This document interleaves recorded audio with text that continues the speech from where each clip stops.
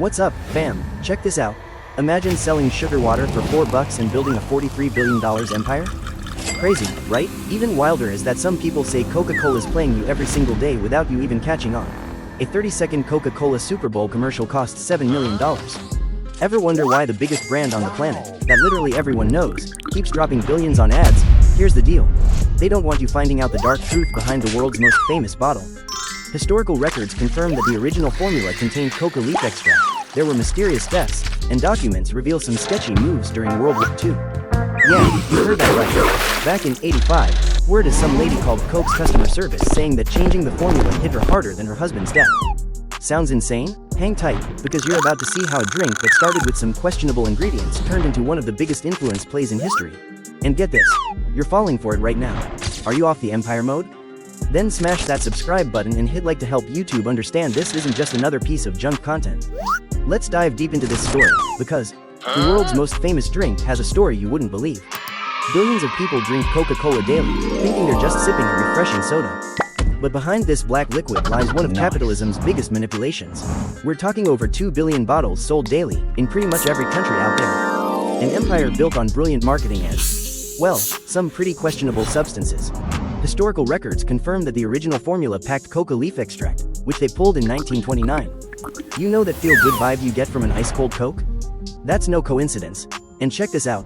Historical documents show how the company had to get creative during World War II, with moves that most people don't know about. It was 1885, and John Pemberton was dying in a hospital bed. Hooked on morphine after taking a hit in the Civil War, this pharmacist had just created a drink that would flip the world upside down, though he'd never lived to see what it became.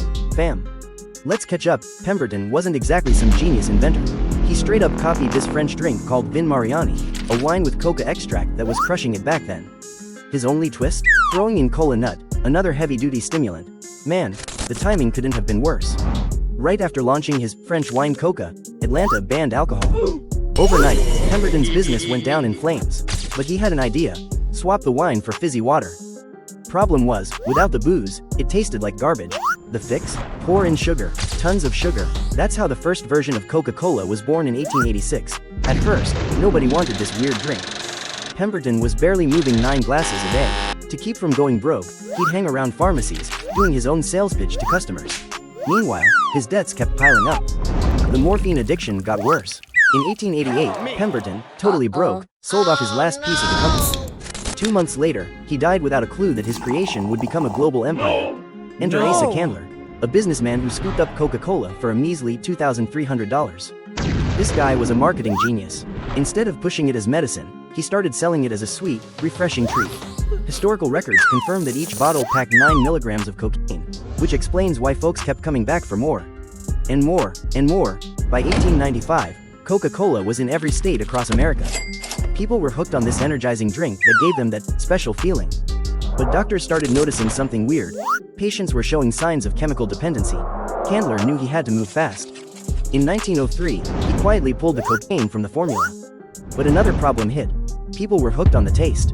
The solution? He ordered them to use decocanized coca leaves, keeping that signature flavor without the kick. The secret was safe, but in 1916 another curveball came their way. Sugar suppliers tripled their prices. Candler made one of the biggest business blunders in history. He sold the bottling rights for what was considered pocket change back then, without locking down any time limit or fixed syrup price. 2 sharp lawyers, Benjamin Thomas and Joseph Whitehead, turned that contract into gold. They built a bottling franchise system that blew up nationwide. Coca-Cola couldn't do anything. They were stuck with that original deal. It backfired big time.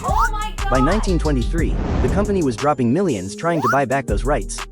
This slip-up would cost them billions over time, but it wasn't all doom and gloom. Robert Woodruff took over as president in 1923 with a vision. Coca-Cola should be within arm's reach of everyone, anytime. He rolled out the world's first soda machines. With special coolers on every corner, Coca-Cola became everybody's go-to refreshment. Woodruff went all in on marketing, linking the brand to good times. The year was 1941. World War II was tearing through Europe. Woodruff dropped a bombshell announcement. Every American soldier gets a Coca-Cola for 5 cents, anywhere in the world, no matter what it costs us. It was a patriotic power play. Coca-Cola built factories worldwide to keep supplies flowing, boosting troop morale, which led to controversy about them supporting Nazi troops too. A genius marketing move hiding a complex story. During the war, when their German branch couldn't get Coca-Cola syrup due to the conflict, they had to adapt. They didn't want to stop operations in Nazi territory, so the German ops chief, Max Keith, whipped up a new drink using leftover apple scraps from the food industry and whey. That's how Fanta was born. Yep, that orange soda you know came from Coke's German branch during World War II. But Woodruff's master plan went even deeper. He convinced the US government that Coca-Cola was crucial for troop morale. The payoff? They got a free pass on sugar rationing plus government cash to build 64 factories worldwide. While other companies were taking hits from the war, Coca-Cola was expanding globally on Uncle Sam's dime. American soldiers became unofficial salesmen, spreading the drink through every country they liberated. By 1945, when the war wrapped up, Coca-Cola was in 76 countries. Those government-funded factories were now printing money, and Fanta became another global moneymaker for the company. The 1950s kicked off a new era. Coca-Cola wasn't just selling soda anymore, they were selling the American way of life. Their marketing team created today's Santa Claus look. Jolly, round, always with a Coke in hand. By 1960, they owned 60% of the soda market. Pepsi seemed like they didn't stand a chance. Until 1975, when they launched the Pepsi Challenge blind taste tests where people picked their favorite without knowing the brand. The results hit Coca-Cola hard. Most people preferred Pepsi's taste. Coca-Cola ran their own secret tests and confirmed it. They were losing the flavor game. Their response? In 1985, after 99 years, they changed the secret formula. New Coke was born. It became marketing's biggest nightmare.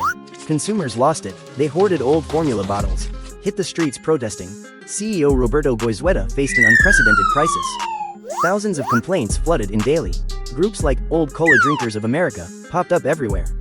One woman told customer service the formula change hurt worse than losing her husband. After 79 days, they caved. The original formula came back as Coca-Cola Classic. Sales went through the roof. Some folks still think it was all planned, maybe the greatest marketing stunt ever pulled. What? The 1950s kicked off a new era. Nice. Coca-Cola wasn't just selling soda anymore, they were selling the American way of life. Their marketing team created today's Santa Claus look. Jolly, round, always with a Coke in hand. By 1960, they owned 60% of the soda market. Pepsi seemed like they didn't stand a chance. Until 1975, when they launched the Pepsi Challenge blind taste tests where people picked their favorite without knowing the brand. The results hit Coca-Cola hard. Most people preferred Pepsi's taste. Coca-Cola ran their own secret tests and confirmed it. They were losing the flavor game. Their response? In 1985, after 99 years, they changed the secret formula. New Coke was born. It became marketing's biggest nightmare. Consumers lost it. They hoarded old formula bottles, hit the streets protesting. CEO Roberto Goizueta faced an unprecedented crisis. Thousands of complaints flooded in daily. Groups like Old Cola Drinkers of America popped up everywhere. One woman told customer service the formula change hurt worse than losing her husband. After 79 days, they caved. The original formula came back as Coca-Cola Classic. Sales went through the roof. Some folks still think it was all planned, maybe the greatest marketing stunt ever pulled. The kicker? Taste tests still showed people preferred Pepsi, but it didn't matter anymore. Coca-Cola had proved they weren't selling a drink. They were selling emotion. 1990, Coca-Cola launched Cradle to Grave, targeting consumers from birth to death. They locked down million-dollar school contracts, trading equipment and cash for exclusive vending rights. Pretty controversial move. Leaked internal docs showed execs planning aggressive marketing to kids. Each kid exposed meant a loyal customer for decades. 1997 brought the Belgium scandal. Over 200 people, mostly kids, got sick from Coke. Took a week to recall. CEO didn't even bother flying over. India was even worse. Environmental reports showed one Coca-Cola plant burning through 900,000 liters of water daily in a drought area. Local farmers lost everything. Wells dried up. Independent tests found scary high pesticide levels in Indian Cokes 30 times above EU limits. Company denied it, but leaked docs showed they knew. Yo fam, if you think this empire's wild, wait till you see what the oil king did to become the world's first billionaire. I'll drop that video link at the end. But back to Coke. A New York Times investigation dropped another bomb. Coca-Cola spent $120 million on research blaming lack of exercise, not sugar, for obesity. Paid scientists to downplay soda's health impacts. 2018 leaked docs revealed their global movement as happiness strategy. The goal? Convince folks they could drink all the Coke they wanted if they just exercised. Behind the scenes, they were fighting sugar taxes hard. Dropped $5 million fighting Seattle's soda tax. Threatened to close Colombian factories if taxes passed. Here's the crazy part. Even with all this drama, Coca-Cola is still the world's most valuable brand. $43 billion profit in 2022. 1.9 billion drinks sold daily across 200 plus countries. Why do we keep buying? It's all in your brain. Brain scans show the Coca-Cola logo lights up the same spots as happy childhood memories. It's not about taste, it's about feels. Think about it. A drink started by a broke, sick guy in a pharmacy turned into a $43 billion empire. Why? They figured out the secret isn't what you're selling, it's the story you're telling. So let me ask you, what's your story gonna be? What mark you gonna leave? Doesn't have to be some global company. Could be your business, your career, your life's work. Coca-Cola proves anything's possible with clear vision and determination. They turn sugar water into memories. What are you gonna transform? Drop your dream in the comments. What's your Coca-Cola? Because if you're watching this, you've got what it takes to create something extraordinary. That's it, fam. If this story hit different, help me show YouTube this ain't trash. Smash that like button and hit subscribe.